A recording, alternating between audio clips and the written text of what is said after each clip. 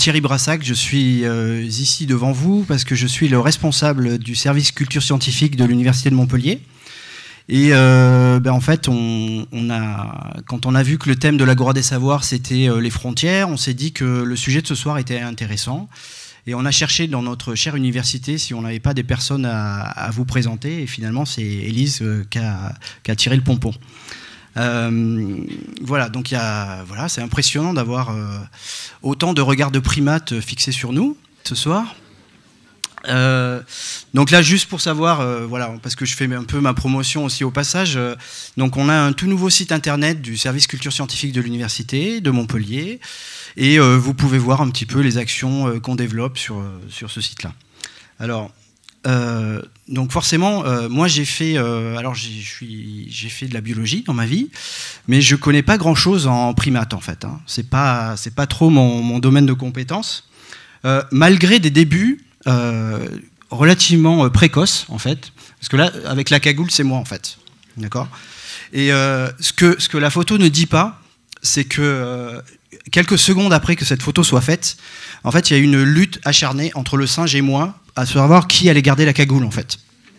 Donc c'est quand même une expérience qui a été relativement traumatisante. Heureusement, j'ai fait un stage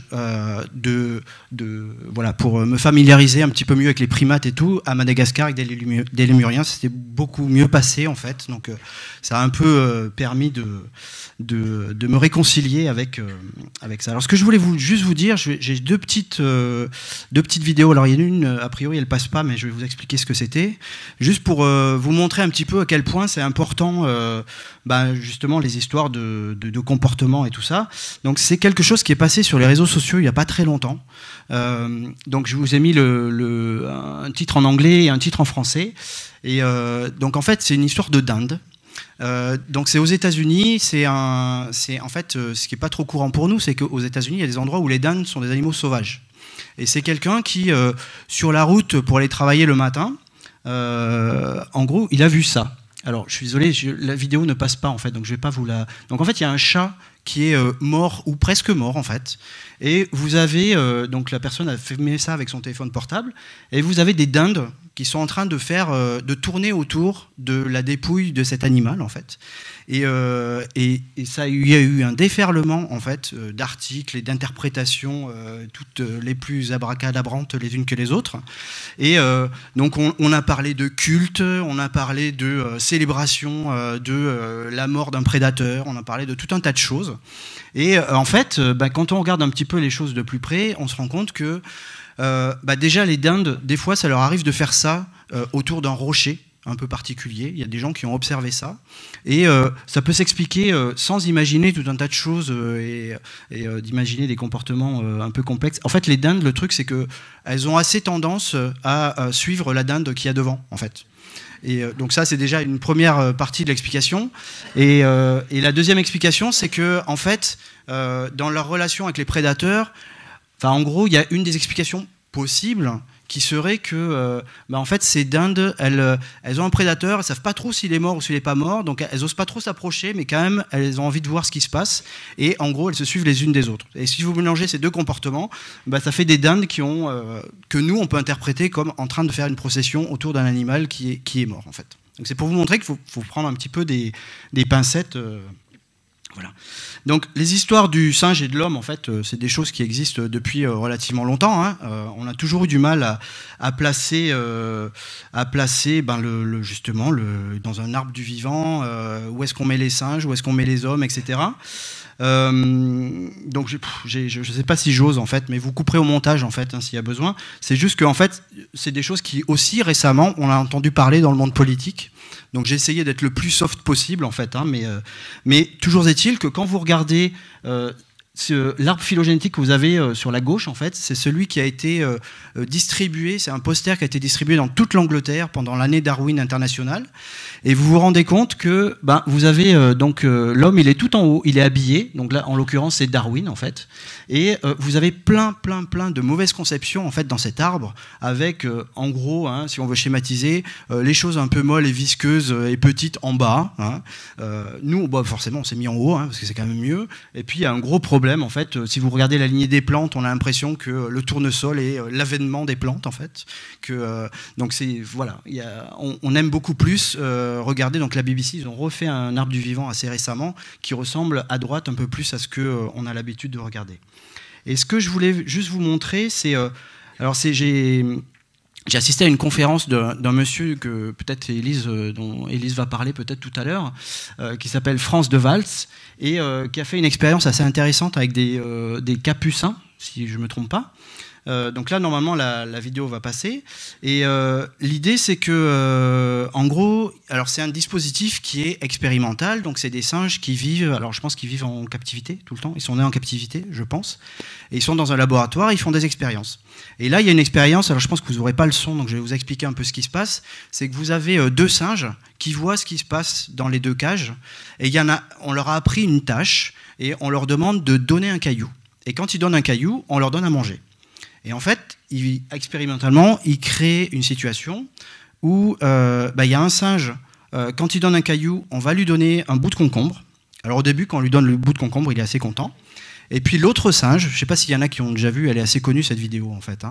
Et l'autre singe, en fait, on va lui donner quelque chose qui nutritivement est beaucoup plus intéressant, c'est un grain de raisin. Et là, je pense que les images parlent d'elles-mêmes en fait. Donc celui à qui on donne les concombres, c'est celui de gauche. Donc le deuxième, on lui donne un grain de raisin. Le premier, on lui donne un concombre.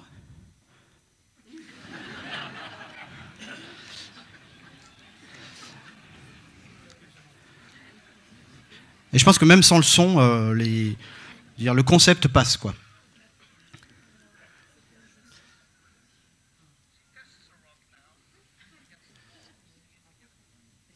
Donc il vérifie quand même, il continue à jouer le jeu en fait.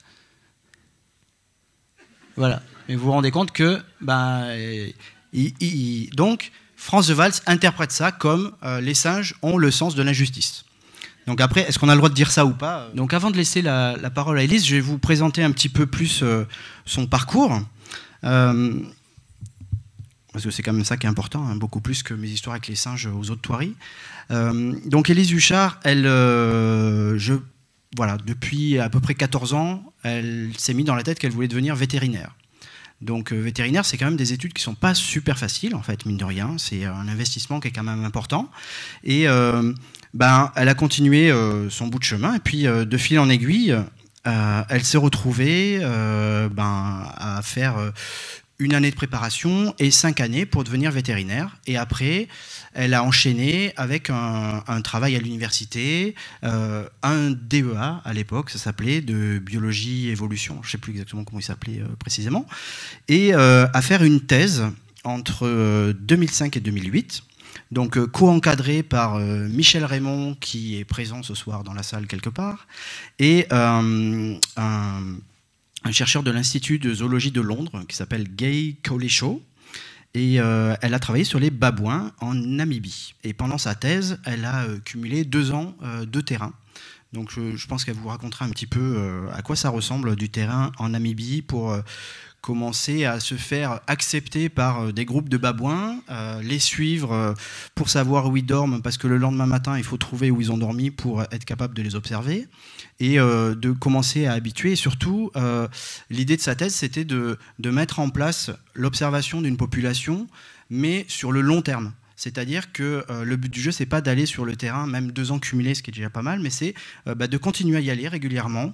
Donc, ce qui fait que maintenant, la population de babouins qu'ils observent, en fait, tous les petits qui naissent sont nés avec des gens qui observaient, en fait. Donc, pour eux, ça fait partie des choses relativement normales, entre guillemets, et on essaye que ce soit le plus normal possible pour eux.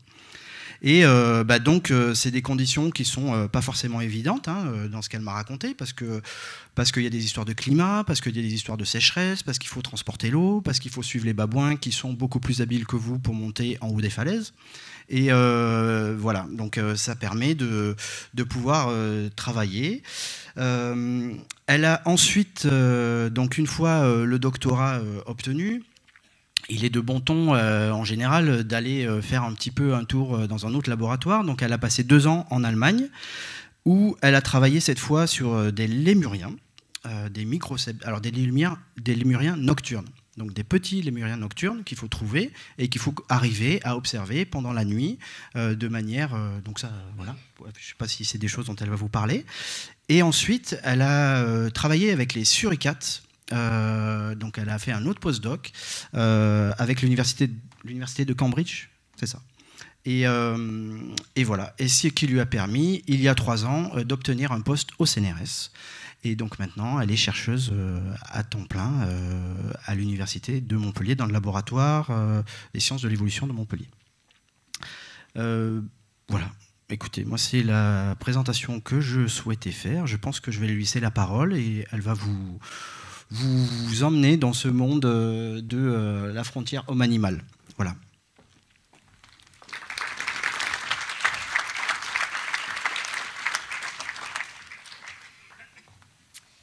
Ben, merci beaucoup Thierry pour cette petite introduction. C'est bien que tu aies montré les expériences du souci d'égalité chez les singes parce que c'est une des multiples expériences que je n'aurai pas le temps de vous montrer ce soir.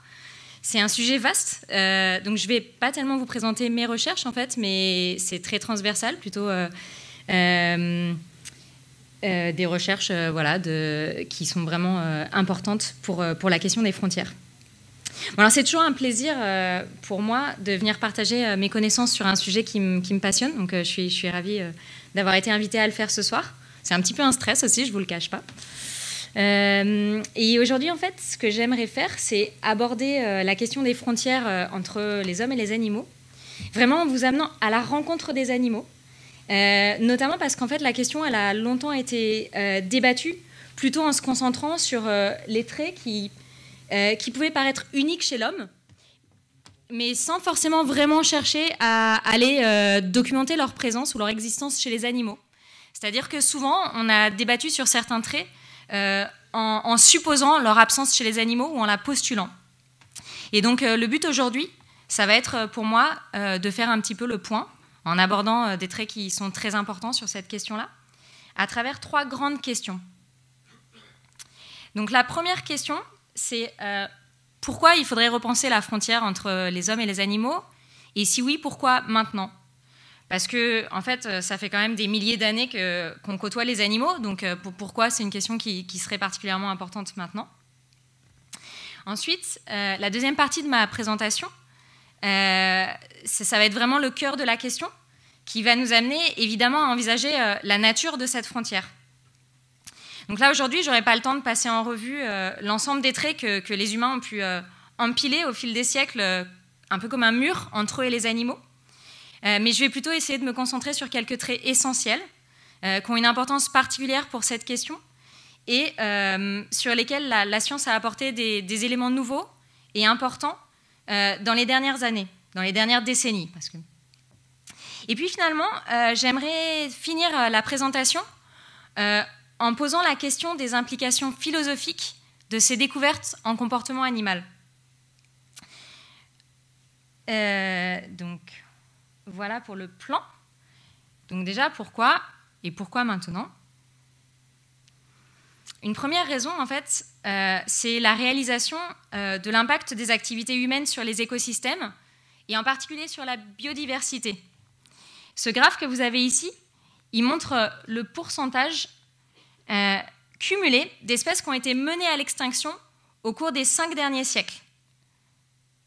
Vous pouvez voir que cette courbe, elle prend une croissance, une accélération vraiment exponentielle au niveau du 19e siècle, et a priori sous la pression de facteurs multiples qui vont inclure probablement la chasse par arme à feu, mais de façon évidente l'accroissement démographique des populations humaines aussi.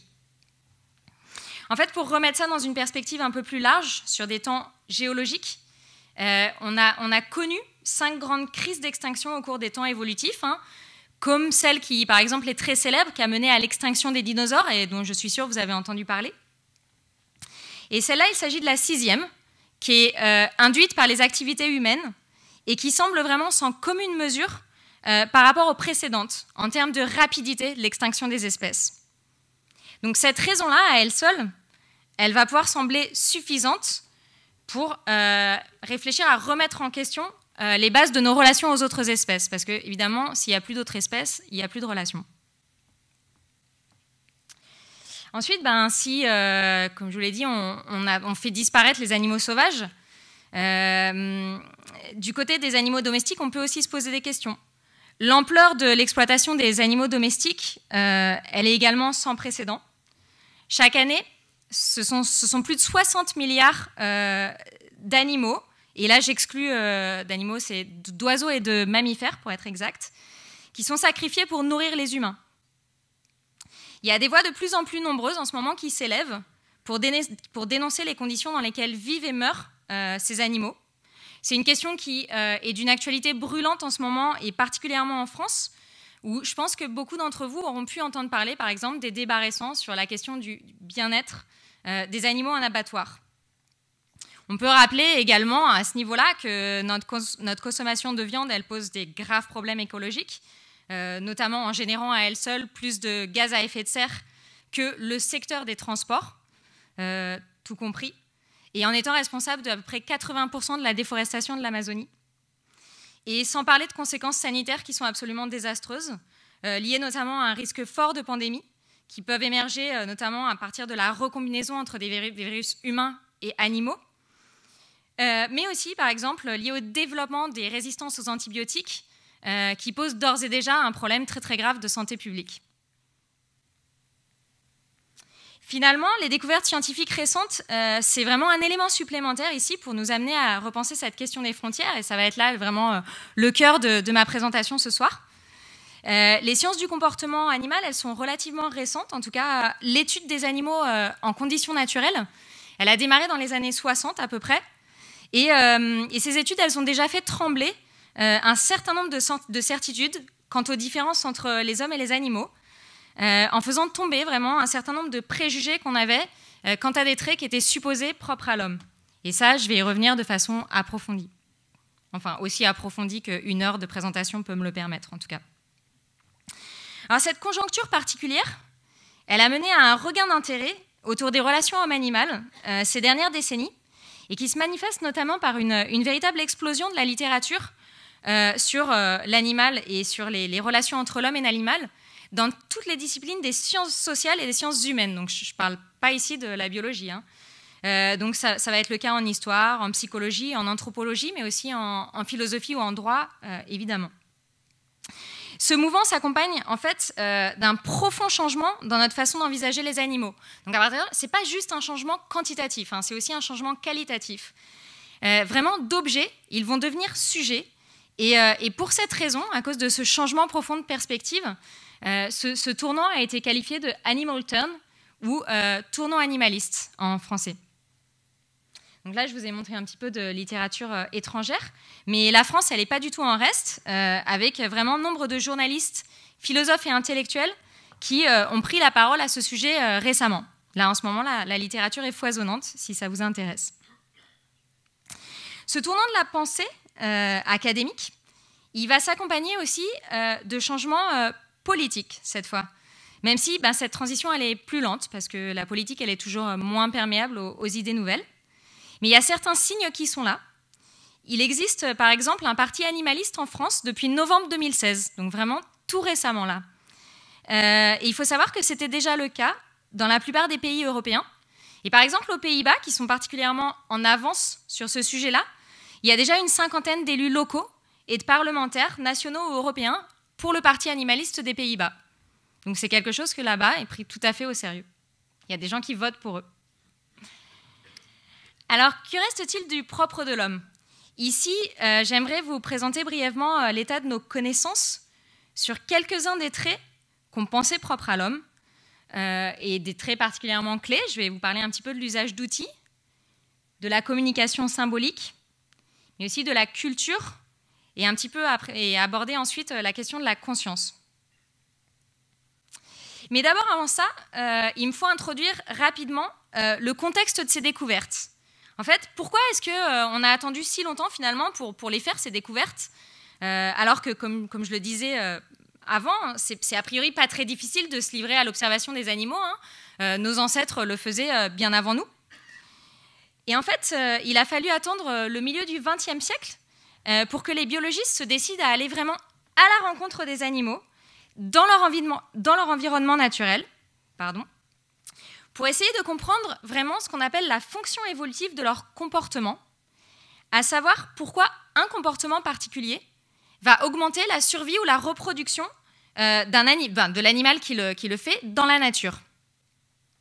Il faut bien comprendre là que c'est un changement révolutionnaire de méthode de travail, en fait.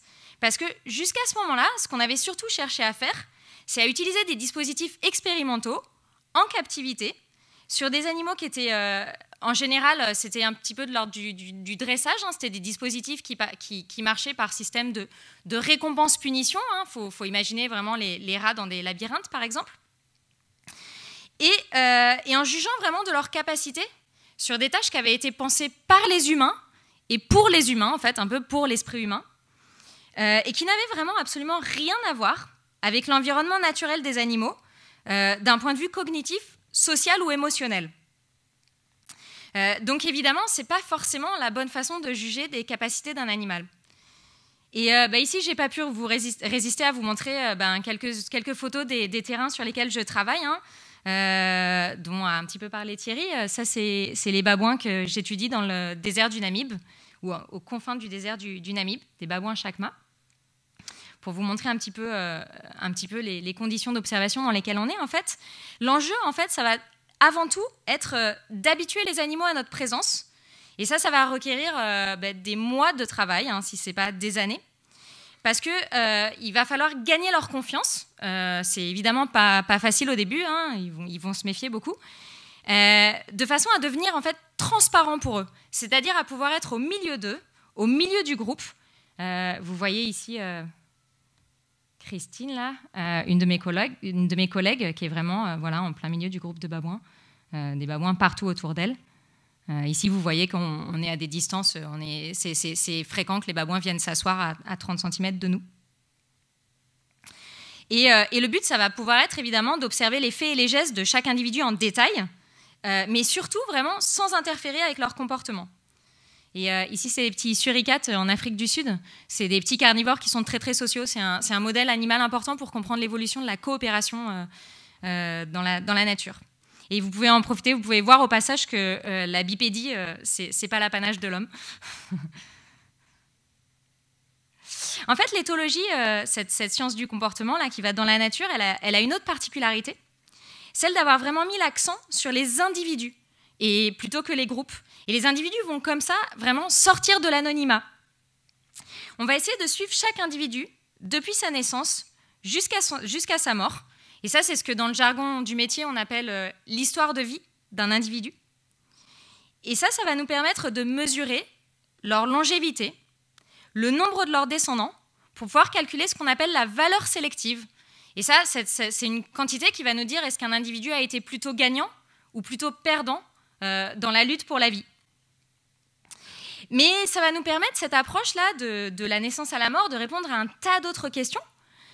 Comme par exemple, est-ce que des événements qui arrivent en début de vie, un traumatisme qui arrive dans la toute petite enfance, est-ce que ça va influencer la suite de leur vie, leur personnalité, la façon dont ils vont interagir avec les autres animaux du groupe? En fait, dans cette approche, l'animal il va vraiment devenir sujet d'une vie. On va enregistrer leurs décisions, leurs stratégies, et surtout comment les individus varient. La diversité des décisions, la diversité des stratégies qu'il peut y avoir dans un groupe, dans une population animale. Alors une telle approche, elle est à la fois vraiment puissante scientifiquement, puisqu'elle va nous permettre de vraiment mesurer les effets de la sélection naturelle sur les individus. La sélection naturelle, elle s'exerce vraiment sur les individus, pas sur les groupes. Mais elle consiste aussi vraiment à tenter d'adopter leur propre perspective sur leur environnement, sur leur monde, vraiment, à regarder le monde à travers leurs yeux.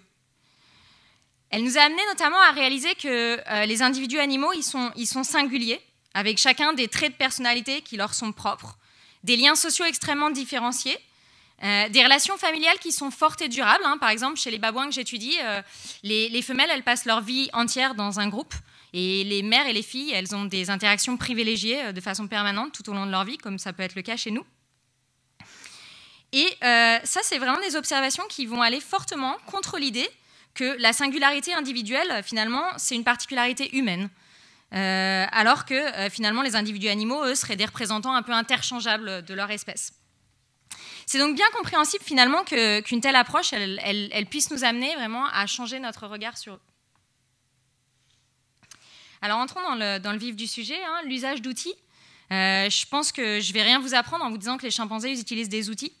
C'est une découverte absolument majeure de Jane Goodall, qui a été l'une des premières primatologues et comme ça allée dans les forêts à la rencontre des chimpanzés sauvages. Ça a été une découverte qu'on a considérée comme choc, parce que jusqu'à présent, évidemment, les outils, c'était l'apanage de l'homme et c'était vraiment le début des études sur les animaux dans leur milieu, donc une des premières découvertes de ce type. Et à ce moment-là, on a pensé que ce n'était pas un hasard, finalement, d'observer de tels comportements chez les chimpanzés, qui vont être, dont nous sommes les plus proches cousins. Ça paraissait logique, c'est les animaux qui sont peut-être, qui ont les facultés cognitives les plus développées. Bon, alors un hasard, non, effectivement, c'en était pas un. C'était juste le fruit de notre biais à aller étudier les chimpanzés plutôt que d'autres espèces, justement parce qu'ils sont plus proches que nous. Ils sont plus proches de nous que d'autres espèces, pardon. En fait, quand on a été voir d'autres primates, on s'est rendu compte que, par exemple, comme ces petits singes capucins, là, c'était eux qui rejetaient la récompense dans la vidéo de Thierry, qu'ils excellaient dans le maniement d'outils. Là, ce petit singe, il est en train de casser une noix avec un caillou. Puis, quand on a été voir d'autres mammifères que les primates, on s'est rendu compte qu'il y avait aussi des espèces qui utilisaient les outils. Là, c'est une loutre de mer qui est en train de casser un oursin avec 2 cailloux sur son ventre. Puis quand on a été voir d'autres vertébrés que les mammifères, on s'est rendu compte qu'il y avait des oiseaux qui étaient capables de à la fois construire, façonner des outils, mais ensuite les utiliser dans une grande diversité de tâches. Et puis finalement, plus récemment, on a trouvé de l'utilisation d'outils chez les invertébrés, comme ce poulpe que vous voyez là, il se cache... il s'est trouvé une demi-noix de coco au fond de l'eau, puis après il est allé se chercher la deuxième demi-noix de coco pour se faire un toit là, pour la nuit, être bien dans son... Et donc, bon, évidemment, il y a une gradation entre la technologie animale et la technologie humaine. Hein. Les animaux, ils n'ont pas construit des villes. Mais ces comportements animaux nous apprennent que la technologie humaine, ce n'est pas un miracle qui est sorti de nulle part. Elle trouve ses racines dans notre histoire évolutive. Alors pareil, certes, les animaux ne parlent pas comme nous. Pour l'instant, on n'a pas découvert un langage animal qui était équivalent en complexité avec la richesse du langage humain. Mais pendant très longtemps, en fait, ce qu'on pensait, c'est que les vocalisations des animaux, elles traduisaient des états émotionnels. En fait, des états, par exemple, quand ils étaient très excités, ils allaient crier. Et les études récentes, elles nous montrent une image complètement différente. Hein. Elles nous montrent que leur répertoire vocal, il est d'une grande richesse et d'une extrême efficacité et précision en termes de transmission de l'information. Et probablement la découverte la plus pionnière dans ce domaine, elle date des années 80, sur les vervets, c'est ces petits singes d'Afrique là, qui vivent en groupe. Et elle a montré qu'ils utilisent une communication symbolique. Ça veut dire qu'à une vocalisation va être associée une signification précise. Alors, je m'explique. Donc, c'est évidemment une propriété très importante du langage humain. Alors, les primatologues qui les étudiaient comme ça sur le terrain, ils ont remarqué que les vervets, ils utilisaient différents types de vocalisation pour différents prédateurs. Et que ces différents types de cris, ils allaient se traduire par différentes réactions comportementales des autres membres du groupe. Donc, par exemple, en présence d'un oiseau de proie, ils vont faire un premier type de cri. Et à ce moment-là, hop, tout le monde court se cacher sous un buisson. Quand un membre du groupe voit un serpent venimeux, il y a un second type de cri qui est émis. Et à ce moment-là, tout le monde s'arrête net dans ce qu'il fait et se met à scanner intensément le sol environnant. Et puis, finalement, à l'approche d'un léopard, il y a un troisième type de cri qui va être émis. Et quand ils entendent ce cri-là, tous les membres du groupe ils vont monter à un arbre et aller se réfugier dans les branches un peu terminales, là où le léopard aura du mal à aller les chercher. Alors ça, ils ont pu le démontrer en fait. Et comment ils ont fait pour le démontrer? Ils ont enregistré les cris sur le terrain. Et puis ils ont fait ce qu'on appelle une expérience de playback. Ils ont passé un cri en l'absence du stimulus, quoi, en l'absence du prédateur. Et ils se sont rendus compte que tous les membres du groupe répondaient à ce cri de l'une de ces façons-là. C'est une façon de vraiment expérimenter sur le terrain, dans la nature. Alors cette étude, elle en a motivé plein d'autres. Et on sait aujourd'hui que ce type de répertoire vocal, en fait, il est très fréquent. On l'a retrouvé chez plusieurs mammifères. Je vous ai mis ici les chimpanzés. Ils utilisent comme ça différents types de cris pour différents types de nourriture. On l'a retrouvé chez les suricates, qui ont le même genre de répertoire vocal pour des prédateurs, de façon assez analogue à l'exemple des vervets, différents types de prédateurs. On l'a retrouvé chez plusieurs oiseaux aussi, dont par exemple la poule domestique, qui a aussi différents types de cris pour différents types de prédateurs, un prédateur aérien versus un prédateur terrestre. Pourtant, la poule, elle n'impressionne pas l'imaginaire populaire par son intelligence, mais... Alors maintenant, il y a d'autres études plus récentes que ça, parce que là, je vous relate une découverte qui date des années 80, il s'est passé des choses depuis, qui sont encore plus étonnantes. Donc ça, c'est les résultats d'une équipe française, notamment sur ce petit singe-là qui vit en Côte d'Ivoire, qui s'appelle la Monde de Campbell. Et ces études-là, elles vont montrer plusieurs choses. Déjà, elles vont montrer que quand ils échangent, les singes entre eux, ils ont des règles de conversation. Ça veut dire quoi? Ça veut dire qu'ils vont échanger sans se couper la parole, à tour de rôle, et ils vont prêter plus d'attention aux vocalisations des aînés qu'aux vocalisations des plus jeunes, qui finalement, les plus jeunes, ils parlent tout le temps, ils vocalisent tout le temps, les aînés beaucoup moins. Donc déjà, c'est intéressant. Ensuite, ce qu'ils ont trouvé de beaucoup plus intéressant, c'est que ces individus-là, ils vont combiner leur vocalisation dans une forme de proto-syntaxe. Donc, je vous ai parlé d'une vocalisation, un cri. Maintenant, je vous parle d'une forme de proto-syntaxe. Ça va ressembler plus à des phrases qu'on peut faire. Donc, je m'explique. Vous voyez ici, si j'arrive à retrouver ma souris, bon. Ici, vous avez les 6 cris qui forment la base du répertoire vocal d'une Monde de Campbell mâle. Donc, 6 vocalisations très différentes qui se discriminent facilement quand vous étudiez les spectres acoustiques de ces vocalisations. Voilà comment ils peuvent les combiner. Quand ils font par exemple cracou, cracou, cracou, ça veut dire qu'ils ont entendu un prédateur. Quand ils font boum, boum, ça veut dire allez, on se regroupe, on s'en va là. Quand ils les combinent, ces 2 formes de vocalisation, s'ils font boum, boum suivi de cracou, cracou, cracou, ça va vouloir signifier une chute de branche. Donc une signification assez différente finalement des 2 significations d'au-dessus. C'est vraiment une véritable combinaison pour arriver à un nouveau sens. Et puis, plus compliqué, alors pour avertir de la présence d'un aigle, ils vont faire comme ça, wakou cracou, wakou cracou cracou.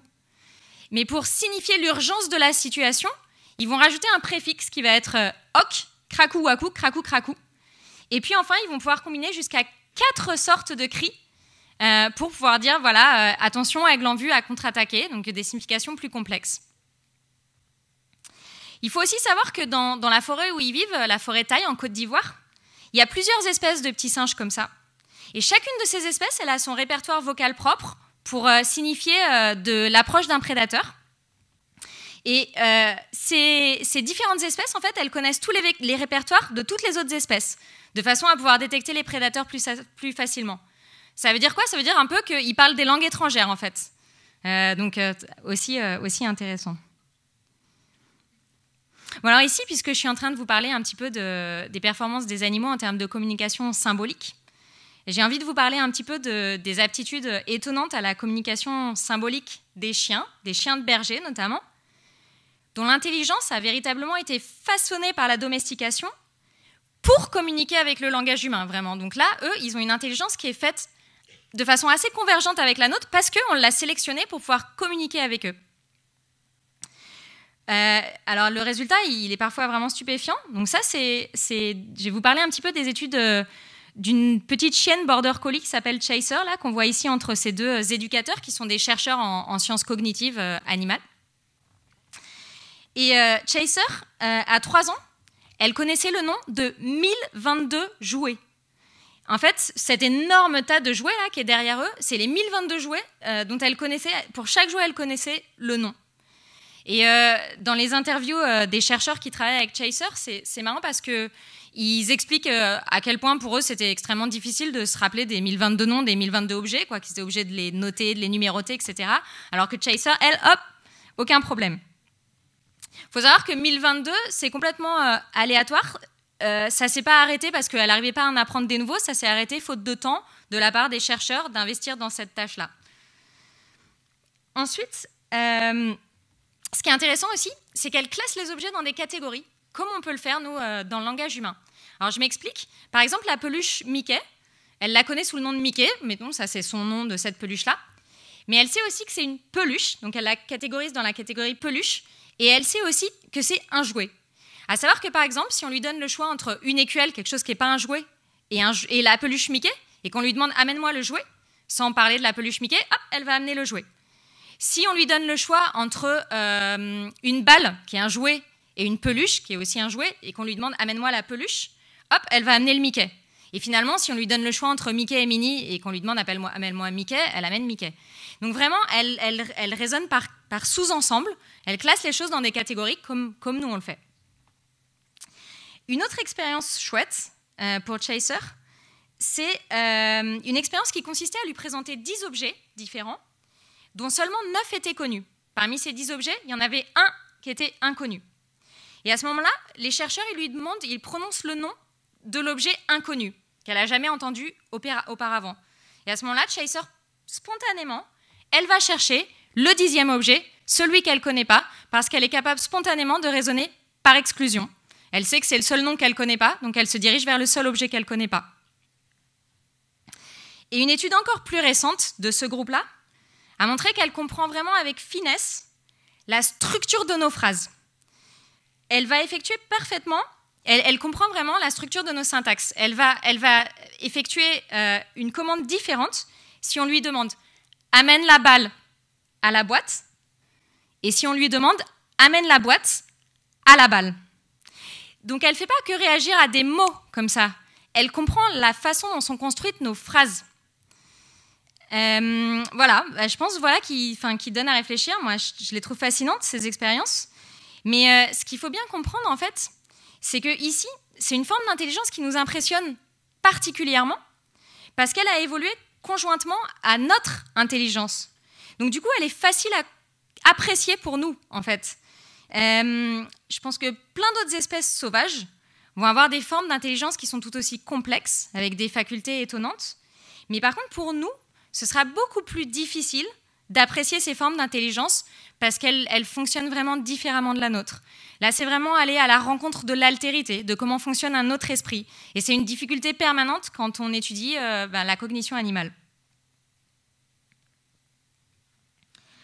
Alors, je vais vous parler un petit peu maintenant de culture, parce que évidemment, la culture, c'est un trait très important quand on parle de la question des frontières. Hein. L'homme est un être éminemment culturel. Et c'est difficile de m'engager dans cette voie sans m'arrêter un petit peu sur les définitions, parce que les définitions, c'est souvent un problème dans ces études-là. En fait, les définitions qui étaient utilisées, les définitions traditionnelles qui étaient utilisées par les chercheurs en sciences humaines qui étudiaient la culture, souvent, elles s'appliquaient que aux cultures humaines, parce qu'évidemment, elles n'avaient pas été faites pour étudier les animaux. Donc, par exemple, une définition, ça va être une définition traditionnelle. Les cultures sont des systèmes de phénomènes conceptuels, encodés linguistiquement, qui sont appris grâce à l'enseignement et l'imitation, transmis socialement, au sein des populations et caractéristiques de groupes de personnes. Donc, dès que vous avez la notion de encoder linguistiquement ou de groupe de personnes, bon, déjà, par construction, ça ne s'applique pas aux animaux. En fait, c'est une restriction qui est regrettable parce que si on a une définition qui ne peut pas s'étendre aux animaux, on ne peut juste pas aller voir est-ce qu'il y a des formes peut-être plus simples de culture qui existent chez les animaux. Ça nous empêche vraiment d'aller étudier l'histoire évolutive de ce trait. Ce problème terminologique, il est fréquent. Hein. C'est un problème qu'il faut contourner de façon permanente quand on étudie le comportement animal. Alors voici une des définitions de travail qui a été proposée pour étudier les cultures animales. Elle va dire « Les cultures sont les comportements caractéristiques d'un groupe et partagés par les membres d'une communauté qui reposent sur une information apprise et transmise socialement. » Cette définition, elle n'est pas par construction restreinte aux humains Et par contre, elle reprend les 2 points clés probablement de la définition de la culture traditionnelle. Notamment, je vous ai mis ici caractéristiques d'un groupe en rouge et je vous ai mis le caractère appris et transmis socialement ici en vert. Avec cette définition, on connaît plusieurs exemples de diffusion culturelle chez les animaux. Ils sont même très très fréquents maintenant qu'on les étudie. L'exemple le plus populaire, que probablement certains d'entre vous connaissent, c'est celui d'Imo. C'est cette jeune femelle macaque du Japon qui avait un jour de 1958 innové en lavant sa patate douce, la patate douce qu'on leur donnait dans cette population-là, parce qu'on les nourrissait. Elle l'avait prise, elle était allée la laver dans l'eau, en fait, parce que c'est plus agréable de manger une patate douce quand il n'y a pas de sable dessus. Ce comportement-là, il s'est assez rapidement propagé à tout son groupe. Et il s'est tellement bien propagé que vous avez ici une photo du même comportement dans la même population aujourd'hui. C'est-à-dire que c'est une tradition durable qui s'est instaurée dans ce nouveau groupe, dans ce groupe. Les observations de ce type de comportement d'innovation chez les animaux, elles sont vraiment intéressantes parce qu'elles nous ont encouragés à adopter une vision moins déterministe des comportements animaux. En fait, on les pensait entièrement codés par des instincts ou des gènes, mais évidemment, si certains individus, d'un coup, ils se mettent à faire quelque chose de nouveau, ça veut dire que leur comportement, il ne peut pas être entièrement codé et entièrement déterminé comme ça. Un des autres exemples importants de culture chez les animaux, ça se passe chez les mésanges. C'est aussi très célèbre. C'est la tradition que les mésanges ont d'ouvrir les bouteilles de lait en Angleterre. En fait, ce comportement, il avait été observé pour la première fois. Ici, vous avez les 2 premières observations en rouge, là, en 1921 et en 1926. Quelques années après cette habitude de distribuer les bouteilles de lait sur les perrons de porte qu'il y avait en Angleterre. Apparemment, il y avait quelques petites mésanges qui s'étaient rendues compte qu'on pouvait percer la bouteille de lait et qu'on pouvait boire le lait dedans. Et ce comportement, évidemment, il augmentait fortement leur survie. C'était un comportement avantageux pour elles. Et il s'est disséminé assez rapidement. Vous voyez ici ce qui se passe en 1941. Hein. Chaque point noir, c'est une observation de ce comportement dans une localité. Vous voyez que ça s'est déjà un peu étendu.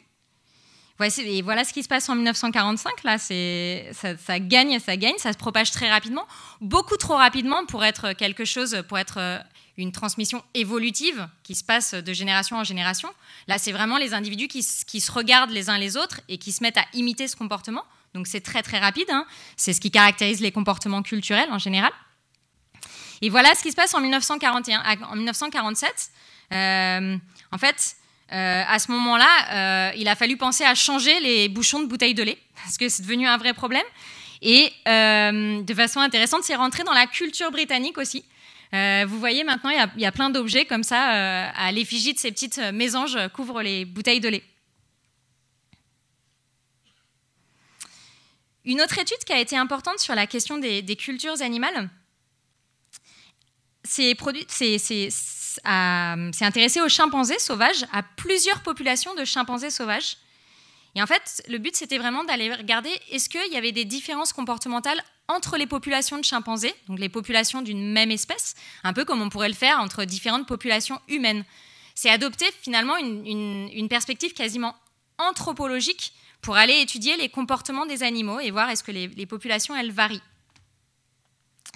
Alors les primatologues, ce qu'ils ont fait, c'est qu'ils ont essayé de lister une quarantaine de comportements différents. Et pour ces 40 comportements, de déterminer pour chacun, est-ce qu'ils se produisaient de façon assez rare, est-ce qu'ils se produisaient jamais dans la population qu'ils étudiaient, est-ce qu'ils se produisaient rarement, ou est-ce qu'ils se produisaient de façon quasiment routinière. Alors vous avez ici les 6 populations en question, donc il y a 3 populations en Afrique de l'Ouest et 3 populations en Afrique de l'Est. Et vous avez ici les 40 comportements auxquels ils se sont intéressés. Chaque cellule de ce graphe, ça représente un comportement. Et vous voyez par exemple pour ce comportement-là, c'est ce qu'on appelle le hand clasps. C'est un comportement où les chimpanzés, c'est ce comportement que vous voyez sur cette photo-là, ici, où en fait au moment, quand ils se toilettent, ils se tiennent la main comme ça, de façon à accéder aux aisselles, sous les bras. Et vous voyez que ce comportement, il est observé de façon routinière dans cette population-là, mais il est jamais observé dans cette population-là, ni dans cette population-là. Et voilà, il est observé ici il ne l'est pas, ici il l'est. Donc ça, c'est une étude qui a conclu qu'a priori, la raison pour ces différences de comportement entre les populations, c'était probablement d'origine culturelle. Je ne peux pas vous détailler toute l'étude, mais...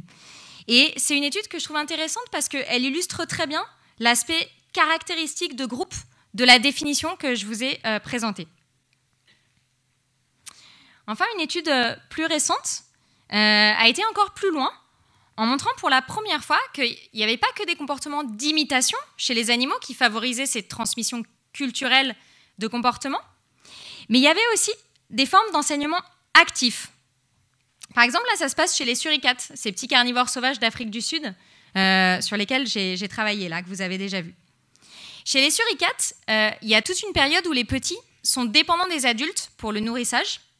Et en général, les membres du groupe, quand ils vont chercher de la nourriture, ils leur apportent des proies pour les nourrir.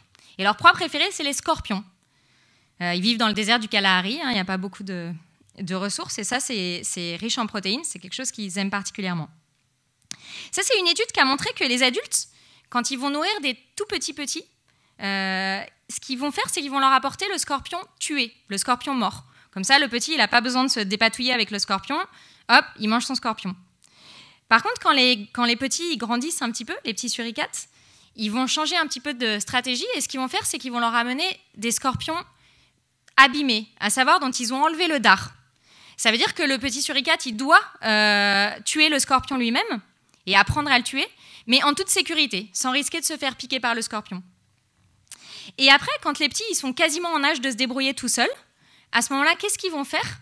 Ils vont leur apporter le scorpion intact. Ça veut dire que là, les petits doivent apprendre à se débrouiller du dard et tuer le scorpion sans se faire piquer. Ce qu'on voit aussi sur ce graphe, donc ça, c'est la probabilité qu'un individu amène une proie qui est morte. Donc on voit qu'elle diminue avec l'âge du petit, hein, c'est ce que je viens de vous expliquer. Et on voit qu'il y a une différence entre les scorpions, qui sont ici en blanc, et les autres types de proies qui sont non venimeuses. On voit que ce type de comportement, ils le font que pour les proies venimeuses. Pour les autres proies non venimeuses, en général, ils leur amènent intactes et vivantes parce qu'il n'y a pas de risque à les manipuler. Donc c'est une étude qui montre que les adultes, ils vont adapter leur comportement de nourrissage à la fois au type de proie et au stade de développement du jeune pour les encourager à apprendre finalement à acquérir leur autonomie en toute sécurité. Donc c'est finalement pas si loin de comment on peut faire nous avec nos jeunes à nous. Alors maintenant, je vais vous parler un petit peu de la conscience.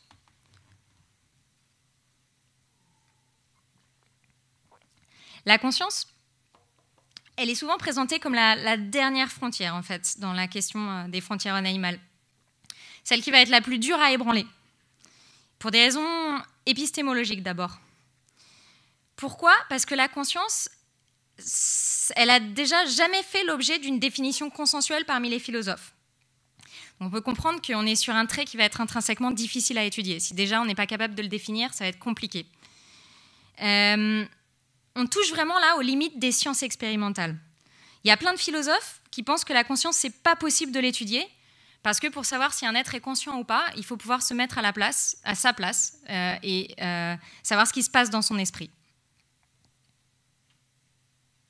Alors, pardon. Les définitions qu'on trouve, c'est des définitions un petit peu tiroir comme ça, là. La conscience est difficile à définir, donc ça, tout le monde est d'accord là-dessus. Hein. Elle regroupe des entités comme la sentience, capacité à ressentir, la conscience de soi, l'intentionnalité, la capacité à comprendre les émotions, intentions et croyances des autres, qu'on réfère souvent, qu'on définit souvent par l'empathie. Bon, alors, il y a quand même des scientifiques, hein, des biologistes et des neurologues qui ne se sont pas laissés décourager. Et en fait, il y a 3 principaux angles d'étude pour étudier la conscience. La première, si on étudie les humains, c'est assez facile, entre guillemets, parce qu'on peut leur parler. Donc on peut utiliser des rapports verbaux. Hein, c'est ce qui va se faire, par exemple, en psychanalyse. Et entendre ce que les gens disent de leurs sentiments et de leurs ressentis. Pour les animaux, évidemment, il faut trouver d'autres méthodes. Les neurologues, ce qu'ils font, c'est qu'ils vont utiliser des technologies un peu complexes, comme par exemple l'imagerie à résonance magnétique, et pour essayer d'étudier vraiment les manifestations neuronales de l'activité consciente. Donc, par exemple, ce qu'ils vont faire, c'est qu'ils vont essayer de chercher à savoir si un même stimulus, ça va activer les mêmes zones cérébrales chez un humain ou chez un animal qui fait le même comportement. Et les comportementalistes, les gens qui s'intéressent au comportement, eux, ce qu'ils vont plutôt essayer de faire, c'est de mettre en évidence des comportements qui vont témoigner d'une forme de conscience de soi ou d'une forme de conscience des autres. Donc je vais m'y attarder un petit peu. Alors sur les recherches en neurologie, je ne vais pas pouvoir entrer dans les détails parce que déjà, ce n'est pas ma compétence, et ensuite, je n'ai pas le temps. Mais sachez que les leaders internationaux sur la question de la conscience se sont réunis à Cambridge en 2012 pour nous livrer une déclaration officielle, vraiment qu'ils ont signée, qui affirme que le poids de l'évidence indique que les humains ne sont pas les seuls à posséder les substrats neurologiques qui génèrent la conscience. Les animaux non humains, incluant tous les mammifères et les oiseaux, et beaucoup d'autres créatures comme les pieuvres, possèdent aussi ces substrats neurologiques. Donc là, c'est une déclaration forte quand même, parce que quand on est scientifique, s'engager comme ça sur l'interprétation d'un faisceau de données expérimentales, c'est quelque chose de fort. Ça veut dire qu'on a vraiment une très très forte conviction quant à ça. Alors maintenant, je vais vous parler un petit peu des approches comportementales de la conscience. Et d'abord, je vais vous parler de la conscience de soi, parce que c'est considéré comme une forme encore relativement simple de la conscience. Il faut commencer par avoir conscience de soi avant de pouvoir avoir conscience de ce que pense un autre.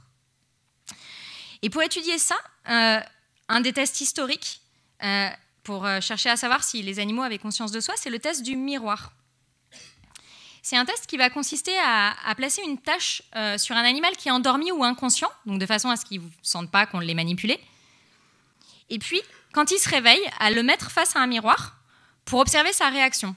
Évidemment, ce à quoi on s'attend, c'est que s'il se reconnaît dans le miroir, il va aller toucher la tâche ou essayer de comprendre ce que c'est que cette tâche avec des comportements très, très faciles à identifier. Et donc, s'il touche cette tâche, ça veut dire très clairement qu'il s'est reconnu dans le miroir et qu'il a conscience de son apparence corporelle.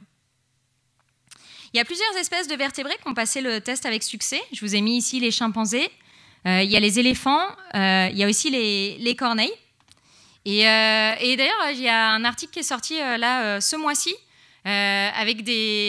qui semble montrer que les raies mantas aussi passent le test du miroir. Et il y a des signes qui indiqueraient que peut-être les fourmis le passeraient aussi.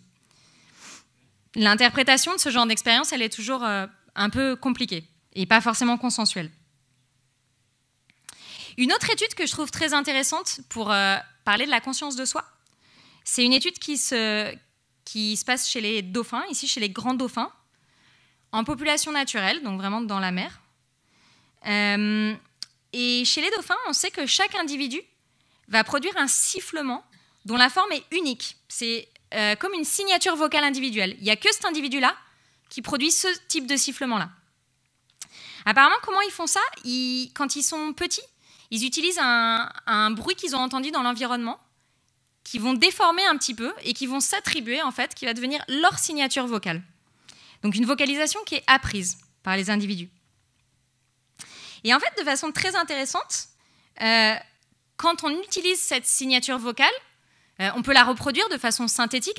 Attention, le fait que c'est une signature vocale, ça ne vient pas du fait qu'un individu a une voix particulière. C'est vraiment le spectre acoustique de la signature vocale. Donc on peut la reproduire de façon synthétique. Et quand on la reproduit, le dauphin en question va venir, comme si on l'appelait en fait. Et dans les groupes naturels de dauphins, quand un dauphin apparemment veut s'adresser particulièrement à un autre individu, il va reproduire la signature vocale de cet individu. Donc en fait, c'est une vocalisation qui a une fonction qui ressemble fortement à nos prénoms ou à nos noms. Donc ça paraît difficile d'imaginer comment un dauphin pourrait se choisir un peu sa signature vocale sans vraiment avoir conscience de lui-même. Maintenant, je vais vous parler un petit peu de l'empathie. Ça représente une forme plus complexe de conscience, parce que ça va désigner la compréhension des sentiments et des émotions, voire des croyances d'un autre individu. En fait, il s'agit simplement de se mettre à la place de quelqu'un d'autre. C'est une expérience que vous et moi, on fait fréquemment dans la vie quotidienne. Quand on s'interroge un peu sur le comportement de quelqu'un, on se dit qu'est-ce que je ferais si j'étais à sa place? Et là, la question est de savoir est-ce que les animaux ils peuvent faire ça et est-ce qu'ils peuvent se mettre à la place d'un autre individu? L'empathie, c'est aussi une notion importante pour la question des frontières, parce qu'elle est souvent proposée comme étant la base émotionnelle et cognitive de la moralité. C'est à partir du moment où on peut se mettre à la place de quelqu'un d'autre, on va commencer à s'interroger sur les conséquences morales de notre action pour ce quelqu'un d'autre. Bon, les manifestations comportementales de l'empathie, elles ne sont pas forcément simples à identifier, mais il y a certains comportements qui sont très suggestifs. Par exemple, chez les jeunes chimpanzés, il y a des comportements qui ressemblent beaucoup à des comportements de consolation. Ça veut dire que quand un individu est stressé, montre des signes de stress ou s'est fait agresser par un autre individu, un autre individu va venir lui démontrer un comportement affiliatif, à savoir un comportement positif, rassurant, d'apaisement un petit peu. Par exemple, on les voit là sur ces images, souvent ils s'embrassent comme ça. Et ce comportement-là, ça semble lui procurer un apaisement. Et de façon intéressante, on connaissait surtout ces comportements de consolation chez les singes, et notamment chez les chimpanzés. Et il y a une étude de 2016 là, qui vient de paraître dans Science, qui a montré qu'on observe le même type de comportement chez ces petits campagnols là, et à savoir que la fréquence d'un comportement affiliatif est plus élevée quand ils viennent de subir un stress que quand ils n'ont pas subi de stress. Et ce comportement-là, apparemment, il serait sous-tendu par les mêmes mécanismes hormonaux que ceux qui sous-tendent ce genre de comportement chez l'homme ou les chimpanzés, à savoir une hormone qui s'appelle l'ocytocine et qui est une hormone impliquée fortement dans les comportements maternels, notamment la mise en place de l'allaitement chez la femme. Donc visiblement une même base physiologique pour ces types de comportements. Une autre étude comportementale récente chez les rats, elle adopte c'est une expérience plus compliquée avec une approche expérimentale qui est probablement plus rigoureuse et qui va cette fois se passer en captivité. Mais je pense qu'elle apporte une lumière importante sur la question de l'empathie chez les animaux. Ça, c'est une étude qui va placer un rat dans un compartiment assez large, une arène dont il a l'habitude, en présence d'un deuxième rat qui est cette fois piégé et qui montre des signes évidents de stress. Il est complètement enfermé là, dans cette petite cage et il vocalise complètement stressé. Et déjà, c'est une étude qui va chercher à savoir est-ce que le rat libre va chercher à libérer son congénère emprisonné. Il y a un mécanisme d'ouverture de la cage qui peut être actionné par le rat libre, mais qui est complexe à la fois d'un point de vue cognitif et physique.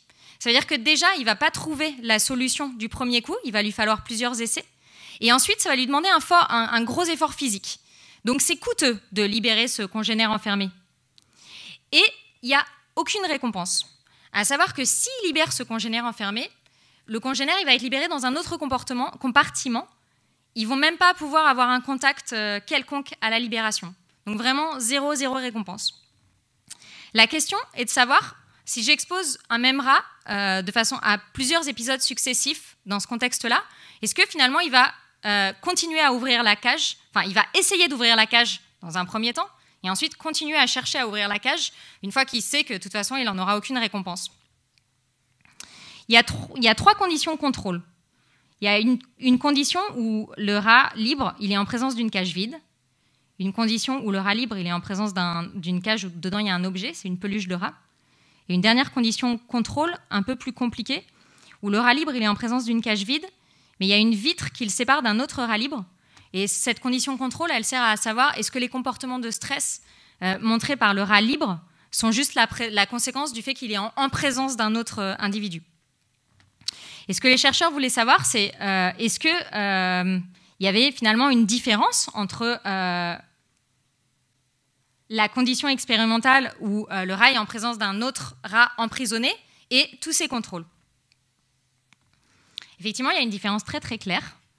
On voit ici, en noir, la condition de test où le rat est en présence d'un rat piégé. Et vous voyez sur ce graphe,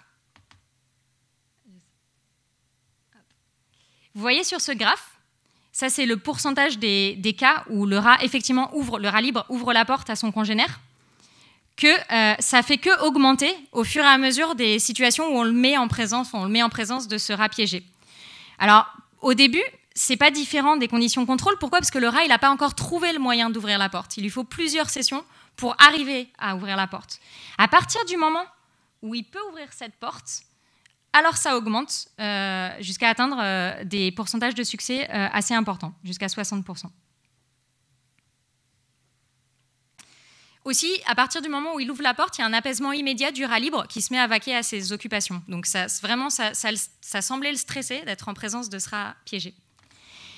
Une autre, encore plus troublant, il y a une dernière expérience là, dans cette étude.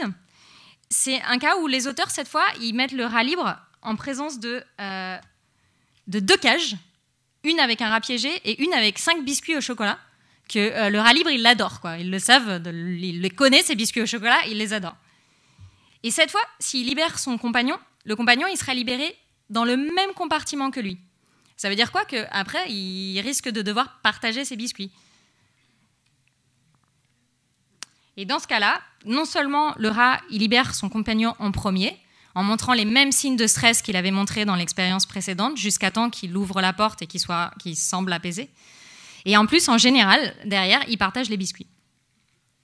Voilà. Bon, après, évidemment, l'interprétation de ce genre de résultats, il y a toujours des discussions autour de ça, hein. Mais c'est des résultats qui sont forts quand même, et il est vraiment difficile de trouver une explication alternative convaincante et parcimonieuse au fait que les rats éprouvent de l'empathie. Alors la convergence de tous ces travaux-là que je vous ai présentés sur la conscience de soi, l'empathie, suggère fortement que les animaux sont non seulement des êtres sensibles, mais également sensibles aux émotions des autres individus, avec une vie sociale, émotionnelle et cognitive riche. Donc il semble, somme toute, plus semblable aux hommes que ce qu'on postulait sur la majorité des traits qui ont pu être explorés, y compris parmi les traits les plus difficiles comme la conscience. Et donc maintenant, les questions qui s'imposent, elles sont plus d'ordre philosophique. C'est que faire de l'interprétation de ces découvertes? Et est-ce que finalement, ça doit nous amener à changer notre regard sur eux? Alors, voilà, si les animaux, ils nous ressemblent autant, pourquoi et comment pourrait-il être moralement acceptable de les traiter aussi différemment?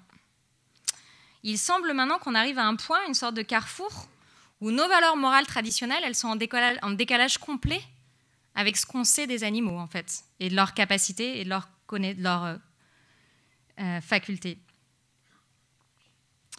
Alors, les valeurs morales traditionnelles de notre civilisation occidentale, hein, je parle bien de notre civilisation occidentale parce que dans d'autres civilisations, ça va être différent. Elles ont des racines judéo-chrétiennes. L'épisode de la création dans l'Ancien Testament, il est probablement à la fois une cause et aussi un reflet de ces valeurs.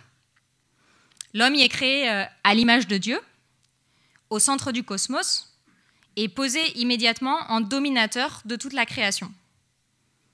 Donc là, c'est la représentation de la scène où il nomme chaque espèce. Et le texte est assez explicite sur le fait que l'existence de ces espèces, elle a pour but essentiel de nourrir et de servir l'homme.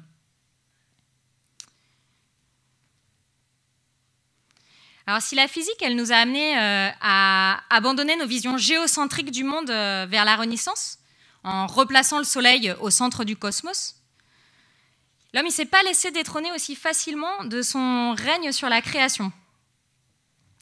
En fait, quand la philosophie et le raisonnement se sont mis à jouer un rôle important dans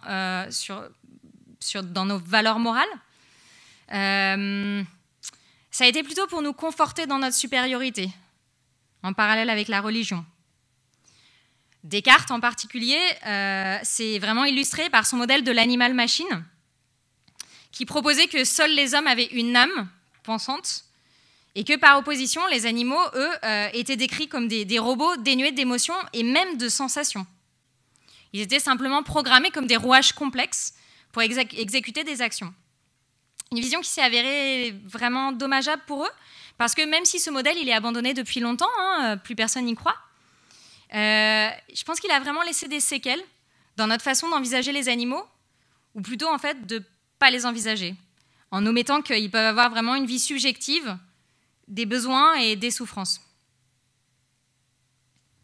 Alors là, la première grande brèche scientifique dans ce modèle-là, elle a été portée par Darwin. Il publie L'origine des espèces en 1859 pour présenter sa théorie de l'évolution. À ce moment-là, il n'aborde pas encore le problème du statut de l'homme, en attendant déjà un peu de voir l'accueil réservé à son travail, et puis pour pas trop brusquer les esprits, hein, c'était violent un peu ce qu'il proposait par rapport aux esprits à l'époque, et donc on prend un problème à la fois. Il attend quelques années pour que les idées elles fassent un peu leur chemin. Et là, il publie 2 autres ouvrages, The Descent of Man et L'expression des émotions chez l'homme et les animaux, qui ont pour but vraiment d'étendre l'application de sa théorie à l'homme. Donc inutile de vous dire, bah là, pour le coup, Thierry nous en a déjà parlé dans l'introduction. Ces idées, elles ont souvent été interprétées comme ça, quand elles étaient acceptées, avec l'homme tout en haut, d'un arbre phylogénétique des espèces, comme s'il trônait encore une fois, et comme si l'évolution avait un but, celle de créer l'homme, qui serait là le couronnement de l'évolution. Oui mais non, on sait maintenant que l'évolution c'est un processus qui est naturel, c'est absolument pas le fait d'un créateur, elle n'a pas de but, et elle procède à l'aveugle, à savoir que les traits qui vont conférer un avantage vont être retenus dans l'évolution, par la sélection naturelle, et les autres, ils vont disparaître. L'homme, en fait, c'est une espèce parmi les autres. Et en général, les représentations utilisées aujourd'hui par les biologistes, elles ressemblent plus à ça. Donc là, vraiment, ça fait écho à ce que nous a montré Thierry. On voit que d'ailleurs, ces représentations-là, sur l'arbre, là, elles sont encore présentes de nos jours. Hein. Mais c'est une vraie faute d'interprétation de la théorie de l'évolution. Donc ça ressemble plutôt à un gros buisson sans tronc, comme ça, avec l'homme quelque part au milieu. Darwin, il a été clair sur le fait qu'il pensait qu'il n'y avait pas de différence de nature entre l'homme et les animaux, tout au plus de degrés. Et il s'est engagé là-dessus, même sur les facultés mentales des animaux. Il dit qu'il n'y a pas de différence fondamentale entre l'homme et les mammifères supérieurs en ce qui concerne les facultés mentales.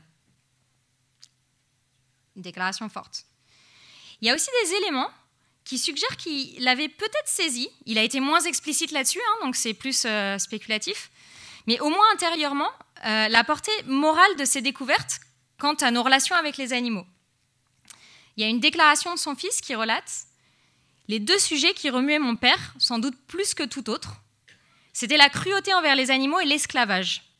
Sa détestation des 2 était immense et son indignation écrasante en cas de légèreté ou de manque de sentiment sur ces sujets. » Alors, qu'est-ce qu'il en est aujourd'hui de nos idées du statut moral des animaux ? Qu'est-ce qu'il en est de ce qu'on appelle l'éthique animale aujourd'hui ? Et d'ailleurs, c'est quoi l'éthique animale ? Donc, l'éthique, ça se définit comme une discipline philosophique portant sur les jugements de valeur. Elle se définit comme une réflexion fondamentale sur laquelle la morale établira ses normes, ses limites et ses devoirs. L'histoire de l'éthique animale, elle est très ancienne, hein, elle remonte à l'Antiquité grecque, puisque Aristote et Pythagore se posaient déjà des questions sur le statut moral des animaux. Et puis ensuite, au fil de l'histoire, il y a, y compris dans l'histoire moderne, et surtout dans l'histoire moderne, il y a de nombreux auteurs qui se sont exprimés à ce sujet, avec parfois des engagements forts. Hein. On peut citer Montaigne, on peut citer Rousseau, on peut citer Victor Hugo, ou encore Marguerite Yourcenar, mais sans que leurs idées, elles semblent vraiment trouver un écho. Et il semblerait qu'il y ait une forme de renaissance en 1975 avec la publication de cet ouvrage, La libération animale, de Peter Singer. Alors bien sûr, c'est un livre qui s'intitule La libération animale en écho à la libération des femmes ou des esclaves. Hein. C'est un titre très provocateur qui a été choisi pour ça. Ce livre-là, il a été plusieurs fois classé dans le top 100 des livres les plus influents du XXe siècle. Il a été lu par des millions de personnes. Et Peter Singer a été souvent présenté comme le philosophe vivant le plus influent. Donc pour dire que c'est un best-seller, il a eu vraiment une importance forte dans la structure de ces idées-là. Ce livre, il va d'abord poser la question de quel critère est pertinent si on se pose la question d'accorder un statut moral aux animaux. Est-ce que ça va être plutôt la raison? Est-ce qu'il faut qu'ils aient les mêmes facultés de raisonner que nous? Ou est-ce que finalement la souffrance, ça va être plus pertinent? Il propose que ce critère, évidemment, il va dépendre de la question. Si la question, c'est de savoir est-ce qu'il est moral de les manger ou de leur faire subir des expériences douloureuses, alors la capacité à ressentir de la douleur, ça va être un critère logique à considérer. Si la question, c'était de savoir est-ce qu'on doit leur accorder le droit de vote ou les inscrire à l'université, la faculté de raisonner, ce serait bien sûr le critère à considérer. Mais personne n'a posé ce genre de questions jusqu'à présent.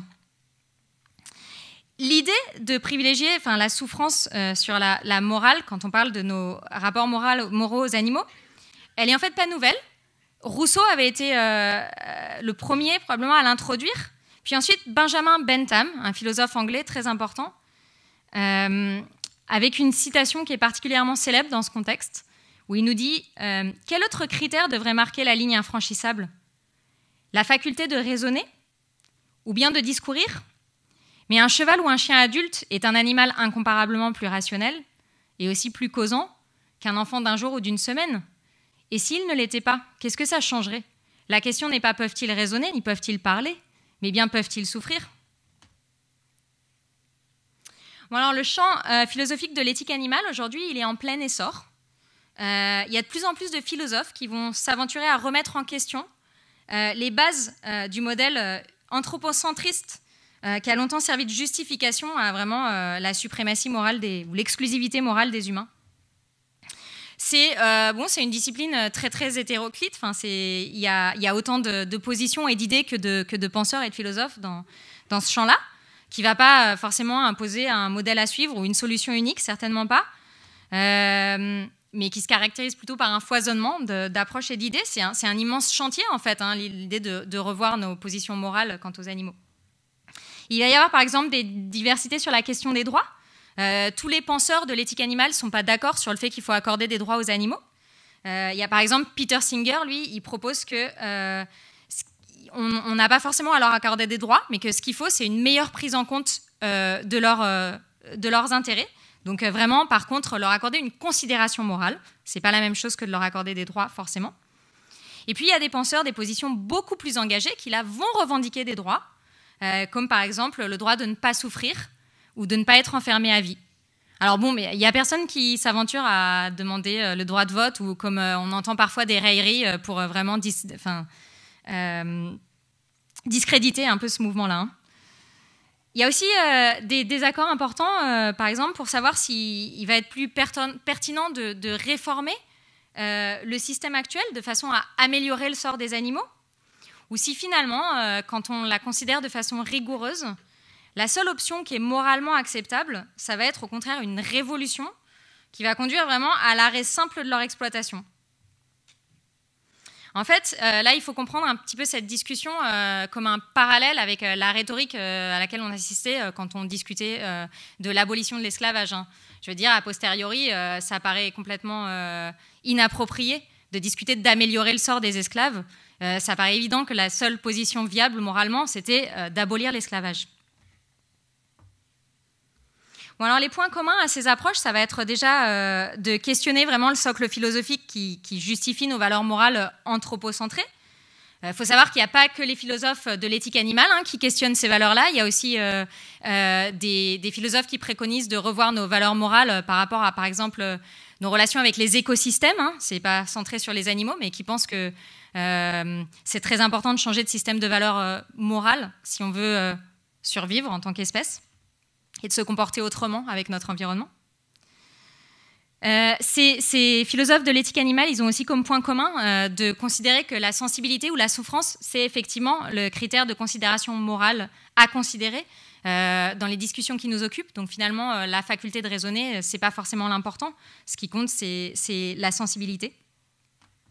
Et puis, ils ont comme point commun d'aborder la question avec une approche strictement rationnelle.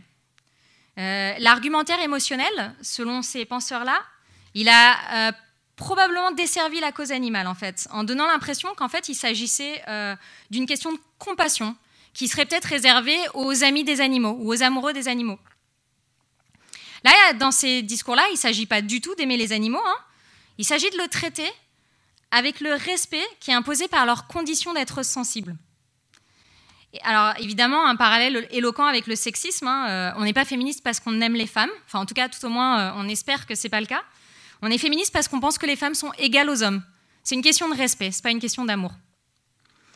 Cette approche qui est dite vraiment par l'argumentation rationnelle ou la justice, plutôt que par la compassion, elle tranche vraiment avec l'argumentaire émotionnel des associations de défense des droits des animaux. Ça ne veut pas dire que les deux approches elles sont mutuellement exclusives, hein, absolument pas, elles peuvent se compléter. Mais je pense que les philosophies de l'éthique animale abordent la question d'une façon plus satisfaisante, parce que plus rationnelle probablement. Et puis je vais terminer en rappelant que nos valeurs morales, elles évoluent, et heureusement. Là, ici, vous avez une image du zoo humain organisé au Jardin des Plantes, à Paris, en 1931, donc c'est pas si loin, à l'occasion de l'exposition universelle sur les colonies, où on avait ramené un petit groupe de Kanaks, là, qui étaient montrés dans des enclos avec la désignation de véritables cannibales, et qui ont vraiment déplacé les foules à ce moment-là. Et bon, je pense que si on avait dit aux Parisiens de cette époque-là, aux Parisiens des années 30, qui sont venus voir ces gens dans ces zoos humains, que moins d'un siècle plus tard, un noir serait président des États-Unis, que des femmes dirigeraient des pays comme l'Allemagne ou l'Angleterre. À ce moment-là, évidemment, les femmes n'avaient pas encore le droit de vote en France, hein, ça date de 1945.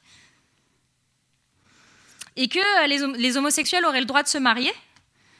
Je pense qu'ils auraient trouvé ça largement aussi incongru ou inconcevable que l'idée, par exemple, qu'on puisse changer nos valeurs morales par rapport aux animaux et, par exemple, arrêter de les manger.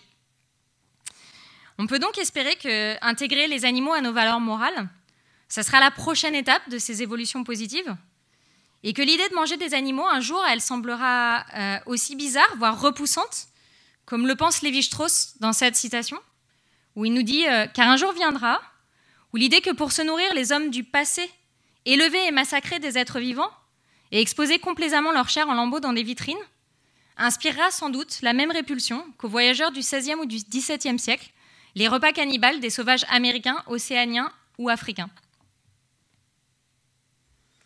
Alors en conclusion, j'espère vous avoir un petit peu aidé à comprendre pourquoi étudier le comportement des animaux, ça a contribué à changer notre regard sur eux. Certains auteurs en ce moment parlent de révolution scientifique sur ces découvertes en comportement animal, de révolution épistémologique. Et ce n'est pas les biologistes qui se permettent ce genre de jugement, c'est les philosophes. Et puis, rappelez que notre morale anthropocentriste, elle a longtemps exclu les autres êtres vivants, qui pourtant partagent avec nous à la fois un même monde, mais aussi un grand nombre de capacités et d'émotions. Et aujourd'hui, on n'est plus en le droit de l'ignorer. Et puis, par rapport à ça, rappelez une citation du docteur Schweitzer, qui était un philosophe éthicien, mais aussi un médecin humanitaire très célèbre, qui regrettait ainsi que les philosophes européens aient veillé scrupuleusement à éviter qu'aucun animal ne fasse irruption dans leur éthique, et surtout à bien fermer la porte, de peur que le chien ne s'y précipite avec ses pattes sales. Une jolie citation. Alors, pour ma part, je pense qu'il est temps de changer de paradigme en adoptant une morale plus ouverte, plus inclusive, en se rappelant que notre position de dominateur du monde vivant nous place aujourd'hui en situation de responsabilité, pour des raisons aussi bien morales qu'écologiques. Et se rappeler qu'on a aussi des devoirs envers les animaux et pas juste le droit de disposer d'eux. Et je pense que c'est à la portée de chacun de nous d'amorcer ce mouvement à travers des gestes simples du quotidien. Voilà. Je vous remercie de votre attention.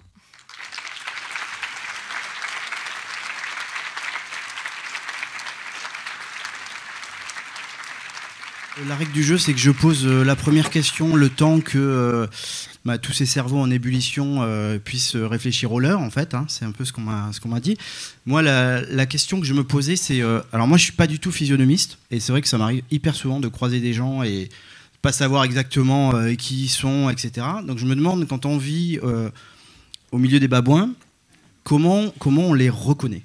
Ça veut dire, est-ce que c'est le comportement, le physique ? Parce que d'après ce que tu disais, les groupes, c'est une 60aine de babouins.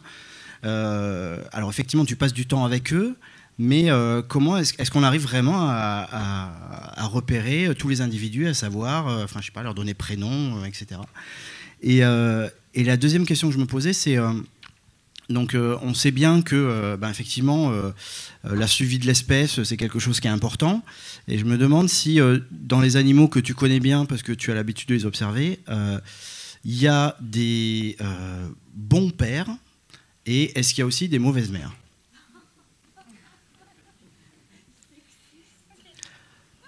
Des bons ou des mauvais pères et des bonnes ou des mauvaises mères, d'accord? Je vais jusqu'au bout. Non, c'est parce qu'en fait, c'était par rapport à la discussion qu'on avait eue au départ, mais voilà. Bon, je te laisse voilà. Ah oui. Ok, alors sur la question de la reconnaissance, dans notre cas particulier, on triche. On les capture de temps en temps pour collecter des données biologiques, par exemple du sang, pour pouvoir, par exemple, avoir un échantillon d'ADN. Et à cette occasion-là, en général, on leur fait des toutes petites biopsies dans les oreilles. Et on leur donne des codes individuels. Donc il y en a un qui va avoir voilà, le haut de l'oreille droite, un tout petit peu, un petit j'ai le nom en anglais, j'ai pas le nom en français, mais une petite entaille, une petite encoche. Et puis l'autre, ça va être par exemple le milieu de l'oreille gauche. Et du coup, on les apprend assez facilement comme ça, en utilisant les jumelles. C'est un peu laborieux au début quand on sait les reconnaître que comme ça. Et puis après, quand on passe du temps avec eux, on les reconnaît au premier coup d'œil, vraiment absolument comme... Enfin, sans être capable de dire comment on les reconnaît en fait. C'est juste aussi évident que deux humains... alors, est-ce que c'est même leur démarche quand ils sont par exemple en ombre chinoise loin, leur dégaine, leur attitude, ça suffit en général à les reconnaître. Donc c'est vraiment... Voilà. Après, c'est vrai, le premier jour où je suis arrivée chez les babouins, c'était... Comment je vais faire? C'est tous les mêmes, quoi. Mais voilà, ça change énormément et assez rapidement, en fait, en 2-3 mois, je dirais. Donc ça, c'est la réponse à la première question. Est-ce qu'ils ont des prénoms? Ouais, on leur donne des noms, ouais. On leur donne aussi des codes, en fait, parce que scientifiquement, évidemment, il faut se méfier de l'anthropomorphisme, etc., parce que ça peut nous faire... ça peut introduire plein de biais dans notre interprétation des comportements, donc on essaie de leur donner des codes, mais pour travailler au jour le jour avec les individus, c'est évidemment pas possible de dire LM12 ou... Et donc rapidement, ils ont tous des noms. Les mauvais pères ou les bonnes mères, non, l'inverse. L'un ou l'autre. Il y a plus de bonnes mères que de mauvais pères. Ou de bonnes mères que de bons pères, plutôt. Alors en fait, ouais, tout à fait, il y a des variations là-dessus. Sur les bons pères, de façon très intéressante, ça a été une découverte importante chez ces groupes ces grands groupes de primates sociaux, que les pères avaient des comportements paternels par rapport à leurs petits. Et la raison pour laquelle on était étonné de ça, c'est parce que c'est un système social où chaque femelle va s'accoupler avec plusieurs mâles, en général, quand elle est sexuellement réceptive, ce qui fait que c'est très dur pour les mâles, a priori, de savoir leur paternité. Et donc c'est un contexte par rapport à les sélections naturelles où a priori c'est pas très avantageux pour un mâle de s'investir dans des petits s'il n'est pas sûr d'en être le père. Et en réalité, donc longtemps on a cru que c'était pas le cas. En réalité, il y a des comportements paternels qui sont probablement décisifs sur la survie des petits.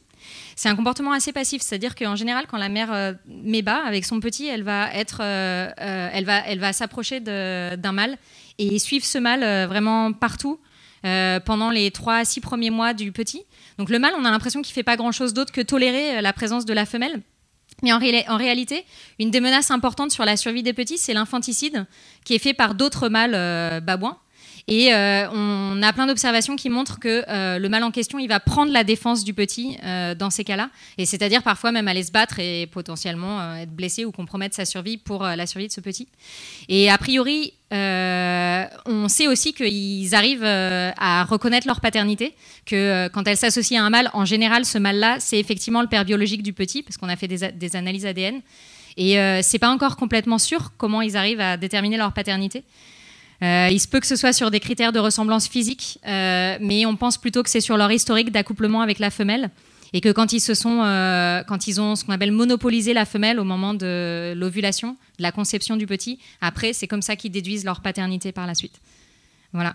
Et des mauvaises mères, ouais, ça arrive qu'il y ait des mères qui, notamment quand elles sont avec un père qui s'investit beaucoup dans les petits. J'ai vu une femelle quitter son groupe et partir dans un autre groupe, alors que le petit était à peine sevré, mais le petit en question avait un père qui s'occupait énormément de lui, et du coup il a survécu. Et c'est très rare parce que dans cette espèce-là, les femelles normalement ne quittent jamais leur groupe, donc c'est une observation assez exceptionnelle. Donc il semblerait que de temps en temps il y a des femelles qui se fassent la malle en laissant le petit au papa. Voilà. Je veux revenir sur le diapo de la culture de tout à l'heure. Vous parliez que certains groupes d'individus acquisissaient des savoirs, en quelque sorte. Et ça se dit pas. Mais pardon. Mais en tout cas, ce qui veut dire, c'est est-ce qu'il y a des groupes d'individus qui sont du coup plus en avance sur d'autres, et par conséquent, est-ce qu'il y a des endroits géographiques qui favoriseraient ce développement?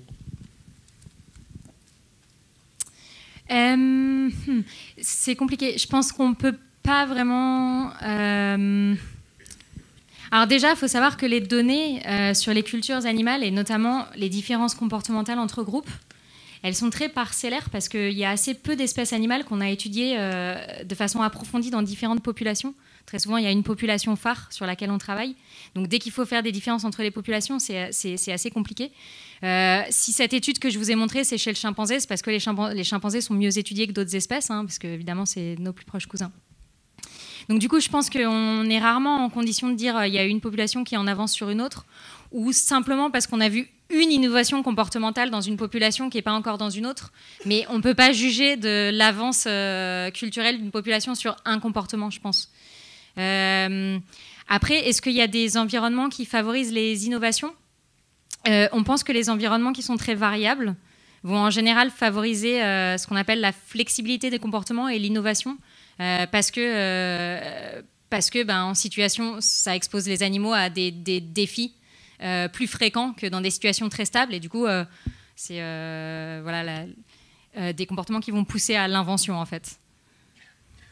Vous avez brillamment montré, félicitations, que les comportements, les formes mentales et même la conscience des animaux évoluent jusqu'à se rapprocher des nôtres. Je voudrais dire en complément que les nôtres ne sont pas des données naturelles, originelles de l'homme, mais résultent aussi d'évolution. Par exemple, la notion d'identité, qui pour nous est élémentaire, qui me permet de dire que je suis le même que ce matin et le même que quand j'avais 10 ans, etc.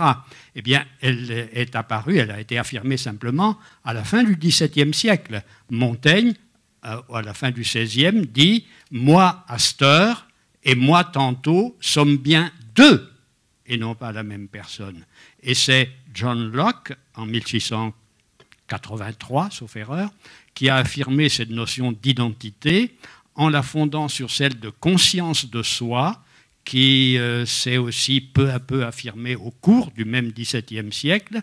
Et il explique, Locke, que c'est à cause du développement de la propriété de soi qu'il y a celui de la conscience de soi, et la propriété de soi parce que les hommes, à ce moment-là, commencent à s'émanciper par rapport aux dieux, les individus s'émanciper par rapport aux dieux, et les individus s'émanciper par rapport à la hiérarchie sociale de l'Ancien Régime. D'accord. Merci beaucoup pour ce commentaire. Ça illustre bien la difficulté de l'altérité, là, d'essayer de comprendre comment fonctionne un esprit, quand on voit que dans une même civilisation, à différentes époques, ça va pouvoir être très variable. ça permet d'imaginer à quel point c'est compliqué de traverser la frontière des espèces. Je voulais revenir sur l'empathie et entre autres pendant que vous montriez cette expérience amusante des rats, si en mettant des rats affamés, ils témoignaient d'autant d'empathie, et en particulier sur si on leur mettait qu'un gâteau au chocolat au lieu de 5, est-ce qu'il continuerait à libérer son congénère? Mais surtout, vous avez dit qu'il n'y avait pas d'avantage, mais il y a quand même un avantage évolutif certain à l'empathie, surtout dans des sociétés animales plutôt grégaires, comme les humains. Non, absolument, pardon. Quand j'ai dit qu'il n'y avait pas d'avantage, c'était dans le contexte de cette expérience-là. Je disais là, dans cette situation-là, il n'y a pas d'avantage pour ce rat-là de libérer son congénère. Maintenant, pourquoi l'empathie, elle a évolué par sélection naturelle? C'est forcément parce qu'à un moment, elle conférait un avantage. Et elle a donné lieu à des comportements qui vont du coup s'exprimer dans des situations où parfois, il n'y aura pas d'avantage parce que ces comportements, ils ont évolué dans un contexte général où il y avait des avantages. Et que par exemple, des hormones comme l'ocytocine vont nous permettre de ressentir du stress quand on voit un autre individu stressé. Et du coup, ça va nous faire réagir même dans une situation qui n'a pas d'avantage pour nous. Alors que dans un contexte évolutif, souvent, libérer un congénère ou réagir au stress d'un autre individu, ça va avoir des avantages. Donc oui, absolument. Est-ce qu'il existe un point scientifique sur des mentalités souhaitables? Vous parlez des conceptions des gens sur l'homosexualité, sur le droit de vote des femmes, et je voulais savoir si la communauté scientifique s'accordait à dire que l'humain devait se passer de sa condition carnivore.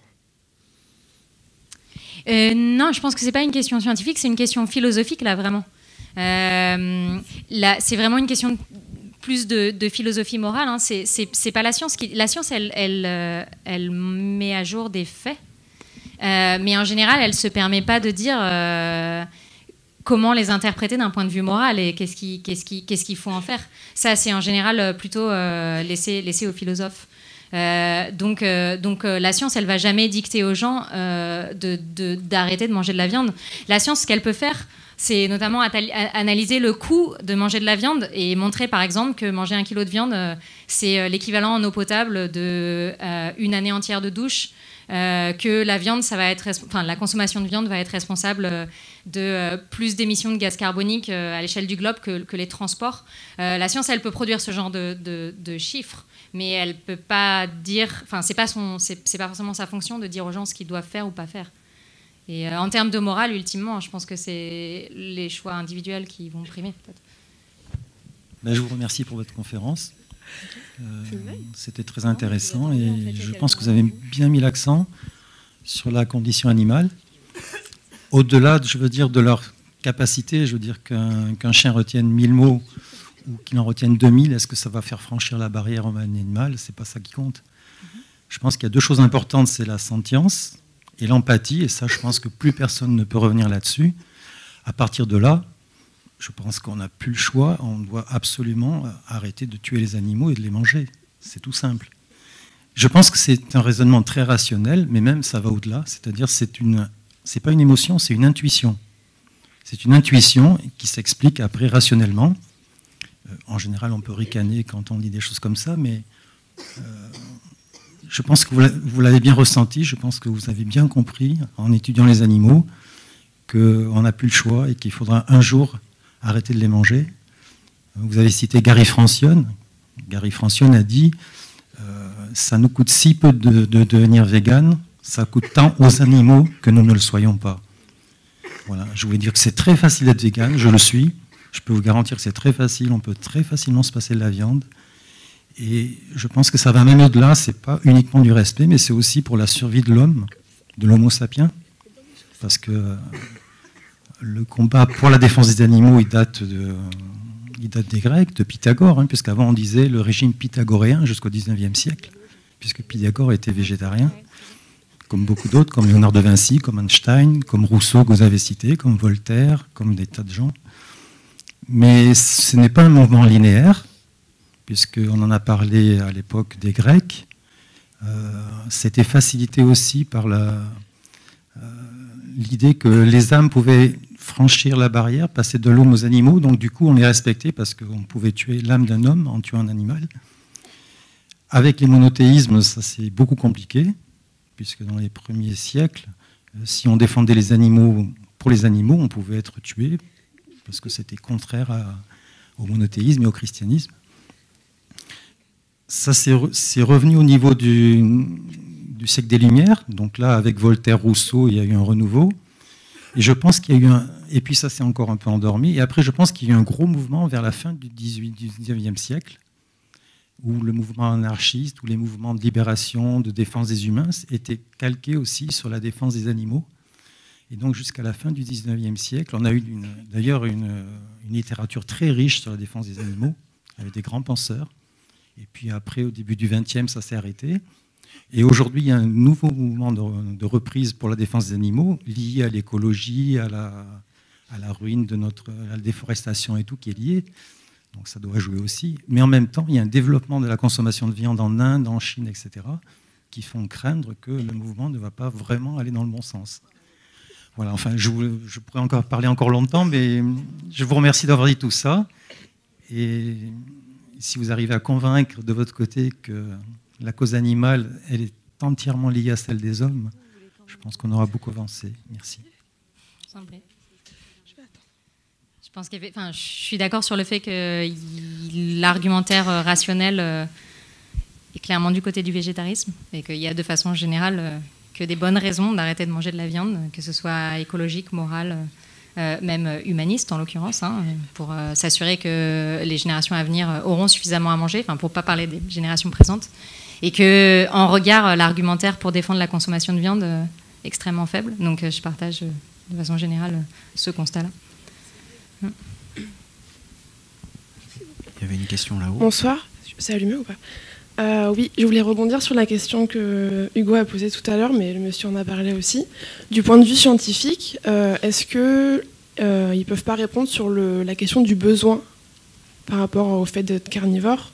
Est-ce que ce n'est pas leur rôle de prouver que l'homme a plus besoin et qu'il y a plein d'alternatives qui existent aujourd'hui pour éviter de manger de la viande et du poisson, tout animal mort? Si, mais c'est fait largement. Ces découvertes-là, elles sont... ces recherches-là, il y a des recherches extrêmement convaincantes. Toutes les recherches sur la question du lien entre végétarisme et santé, pour l'instant, montrent que le végétarisme, c'est bon pour la santé. J'avais cité les raisons morales et écologiques de le faire, mais il y a des raisons sanitaires extrêmement fortes, que ce soit au point de vue de l'individu, parce qu'on sait que les régimes végétariens augmentent la longévité, par rapport en tout cas au régime très très carné de nos pays. Et ça, la référence scientifique la plus solide à ce niveau-là, c'est une grande enquête épidémiologique. C'est un livre qui s'appelle l'enquête Campbell, s'il y a des gens que ça intéresse, qui est très très convaincante sur la question. C'est un des nutritionnistes les plus importants aux États-Unis qui a écrit ce livre, donc un grand scientifique, et qui a consacré toute sa carrière à étudier le lien entre la consommation de viande et cancer, mais aussi maladies cardiovasculaires, etc. Donc déjà au niveau individuel, c'est très bon pour la santé d'arrêter de manger de la viande, mais au niveau populationnel, comme je le disais en introduction, l'industrie de la viande est responsable du développement des résistances aux antibiotiques qui vont poser un problème dramatique dans les années qui viennent, d'un risque de pandémie absolument majeur. Donc sur le plan sanitaire, c'est évidemment...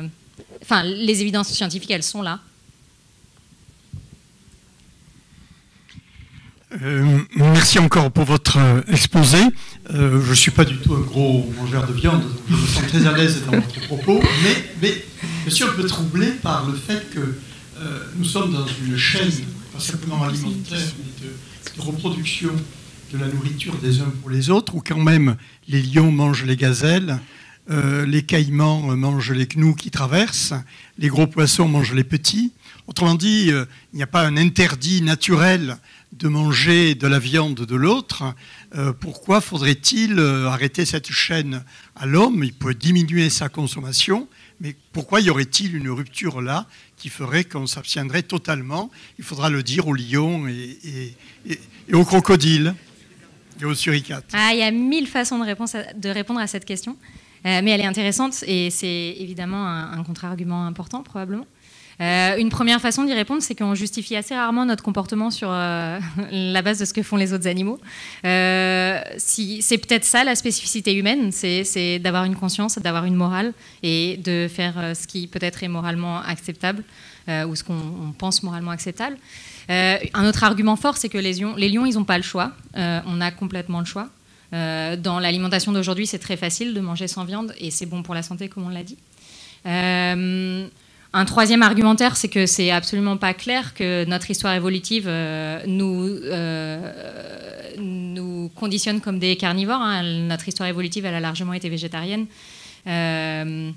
Et d'ailleurs, il y a encore plein de peuples qui sont végétariens. Et il y a d'autres arguments, mais j'ai perdu le fil. Mais ça fait déjà quelques bonnes raisons de ne pas justifier ça comme ça. Oui. Bonsoir. Tout d'abord, merci beaucoup pour votre exposé qui était très clair, très accessible et très intéressant. Une chose m'a particulièrement marquée dans votre introduction, c'est le premier schéma que vous avez montré et le fait que vous nous ayez indiqué qu'on est en train de vivre une 6e extinction, si je me souviens bien. Absolument, 6e crise d'extinction. Oui. Alors, j'avais entendu cette notion à la radio il y a quelques mois. J'avoue que pour moi, c'est quelque chose d'assez nouveau et assez inquiétant. Et je voulais savoir si, parmi les extinctions précédentes, puisqu'effectivement, en fait, finalement, en dehors de celle des dinosaures, on ne sait pas véritablement ce qui s'est passé, si cette 6e extinction, c'est la première qui est causée par, finalement, une espèce présente sur Terre. Voilà, aussi dans les précédentes extinctions, il y avait eu des constats similaires, parce que c'est vrai que ça peut prêter à question le fait qu'une espèce n'ait pas un comportement justement qui lui permette de survivre et de maintenir son milieu pour survivre. Ouais, ok. C'est une question intéressante. Je suis pas paléontologue, donc je vais peut-être pas forcément y apporter la meilleure réponse possible. Il y a beaucoup d'incertitudes en fait sur les causes des précédentes extinctions parce que ça s'est passé dans des temps géologiques et que du coup le savoir qu'on en a, il est extrêmement parcellaire, extrêmement indirect. Ça se fait à partir de l'interprétation des registres fossiles. C'est très très compliqué. Par exemple, sur l'extinction des dinosaures, il y a 2 grandes théories qui sont affrontées pendant très longtemps, l'une sur le volcanisme et l'autre sur la chute d'une météorite. Et je pense que sur les autres extinctions qui étaient encore antérieures, c'est encore plus parcellaire, notre compréhension des choses, et notamment des déterminants. Mais je pense qu'on peut probablement s'aventurer sans trop spéculer à penser que c'est la première extinction qui est causée par une espèce. Et là, je veux dire, l'accroissement démographique humain, les patrons d'occupation des sols, il y a quasiment, il y a maintenant très peu d'espaces naturels. Ce qu'on sait généralement de l'activité, de l'impact des activités anthropiques sur notre environnement, c'est de façon, comme vous l'avez dit, extrêmement inquiétant. Et ça paraît très très difficile d'imaginer qu'une autre espèce dans un temps géologique ait eu ce genre d'impact sur son environnement. Donc je pense pas trop spéculer en m'aventurant à dire que très probablement c'est la première de ce type. Ok. Je pense qu'on va prendre une dernière question. Je vous en prie, vous avez cette chance-là. Je voulais simplement vous demander si vous n'avez pas observé... Je voulais seulement vous demander si vous n'avez pas observé des comportements de deuil chez les animaux, donc de conscience de la mort, de leur mort et de la mort des autres. Parce que dans l'évolution de la culture humaine, c'est quand les humains ont enterré leur mort qu'on a pensé que la civilisation commençait. Alors, il n'y a pas d'exemple d'espèces animales qui enterrent leur mort à notre connaissance. Maintenant, des comportements de deuil, chez de très nombreux mammifères, en tout cas, c'est très certainement le cas des primates, mais c'est aussi, je crois, le cas des girafes, par exemple. Il y a d'autres données chez d'autres mammifères qui montrent des comportements très particuliers au moment d'un deuil, et ça s'observe particulièrement bien, en général, quand une mère perd son petit. Donc, c'est le cas dans notre population, c'est une expérience assez fréquente, je l'ai vu plusieurs fois. où on va avoir des comportements qui sont complètement... ce qu'une mère va faire en général, c'est qu'elle va porter son petit pendant jusqu'à 2 semaines, parfois, son petit mort. Et elle va l'emmener partout avec elle. Et elle va à la fois continuer à montrer plein de comportements affiliatifs, comme par exemple le toiletter, etc., des choses extrêmement affectueuses. Mais par contre, elle ne va pas se comporter avec lui comme s'il était vivant. À savoir que, par exemple, elle va le porter dans sa bouche, notamment parce que, de toute façon, il ne peut plus se tenir lui-même sur son ventre. Et elle va vraiment... J'ai vu une femelle... avoir perdu un petit comme ça et pousser des cris que j'ai, vraiment dans les heures qui ont suivi sa mort, parce que c'est des cris qui ont duré longtemps de façon sporadique, que j'ai absolument jamais entendu dans un autre contexte. Donc il y a des comportements qui semblent montrer que non, ils réagissent pas à un corps mort de la même façon qu'à un individu vivant. C'est tout ce qu'on peut en dire pour l'instant. Ah, il y a aussi des comportements, une étude très intéressante chez les babouins qui montre que, en général, quand un individu perd un proche, il va avoir des niveaux de cortisol qui sont élevés pendant les 3 mois qui suivent sa perte. Le cortisol, c'est l'hormone de stress. Donc, qui semblerait montrer que perdre un proche, c'est un stress majeur dans leur vie. Et je crois que c'est à peu près la même échelle de temps qui est observée chez nous pour les gens qui font le deuil d'un proche. Après, c'est physiologique, donc on ne peut pas appeler ça, c'est pas un comportement de deuil, c'est juste une réaction physiologique, mais qui témoigne d'un stress psychologique important à ce moment-là. Voilà ce que je peux dire. Ok. Écoutez, je vous remercie à tous. Je remercie Élise. Merci beaucoup. Je pense qu'on a